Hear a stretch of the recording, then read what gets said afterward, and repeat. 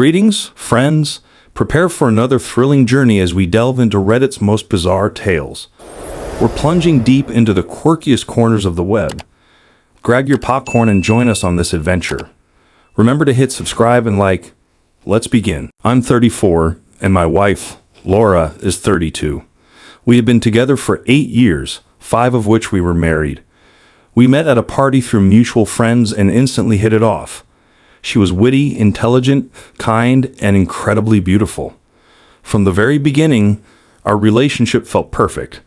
We had similar goals, values, and shared dreams to travel, start a family, and build a future together. For most of our marriage, everything was great, or at least that's what I thought. We had the usual ups and downs, but nothing serious. We bought a house, took a few big trips, and even adopted a dog together. Life seemed perfect. However, about a year ago, I began to notice changes in Laura's behavior. She became distant, both emotionally and physically. We stopped having deep conversations, and even when we did talk, it felt shallow, like she wasn't fully engaged. Intimacy became infrequent, and when it did happen, it felt forced. She started spending more time with friends, and I couldn't shake the feeling that something was wrong. At first, I chalked it up to stress from work or life in general. She had taken on a new role at her job that required more travel, and I thought maybe the pressure was just getting to her. But then small things started to add up. She became overly protective of her phone, started going out more frequently on weekends with vague explanations like just meeting an old friend, and began dressing up more often, even for casual outings. One day, while she was in the shower, her phone buzzed on the nightstand. I know, I shouldn't have done it. But I had this gnawing feeling in my gut that I couldn't ignore anymore. So I looked. The message was from a guy named David, and it was way too flirty to be innocent. My heart sank. I confronted her that night. At first, she denied everything, but eventually, she admitted she had been texting David, a coworker, but insisted it was just harmless flirting. She swore nothing physical had happened. I wanted to believe her. I wanted to believe that the woman I loved wouldn't betray me like that. So I gave her the benefit of the doubt and suggested we work through it. I proposed couples therapy, and she reluctantly agreed. Things seemed to improve for a while. We started going to therapy, and she made an effort to be more present. I thought we were on the road to recovery. But deep down, something still didn't feel right. About 6 months later, the travel for her job increased again.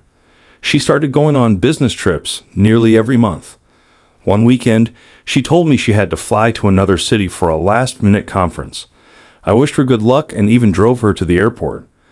But a couple of hours later, I received a notification from our home security system. The camera in the living room had detected motion. Confused, I pulled up the app to check the feed, and there she was, Laura, back at our house with a man. They were laughing, drinking wine, and acting like they owned the place. My blood ran cold as I watched them get closer, then kiss, and then, well, you can guess the rest. I was in shock. I couldn't move, couldn't think straight. How could she lie to my face, tell me she was going out of town, and then bring another man into our home? Our bed? At first, I didn't know what to do. I wanted to drive straight home and confront her, but I felt paralyzed.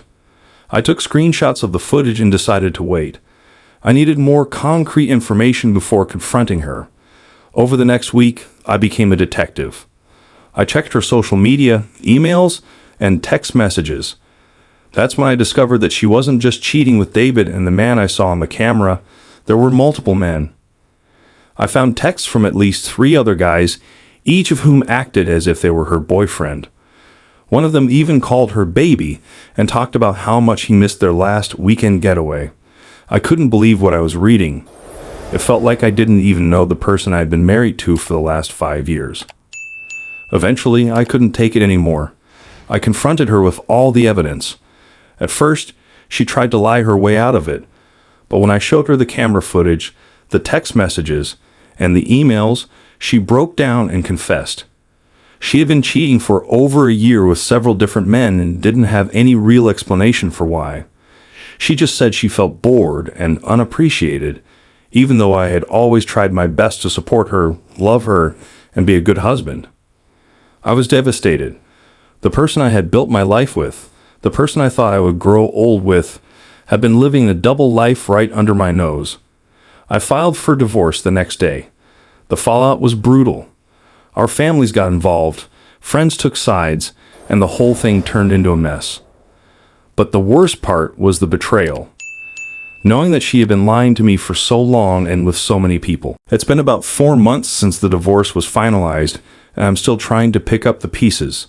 Some days are better than others, but trust? That's going to take a long time to rebuild.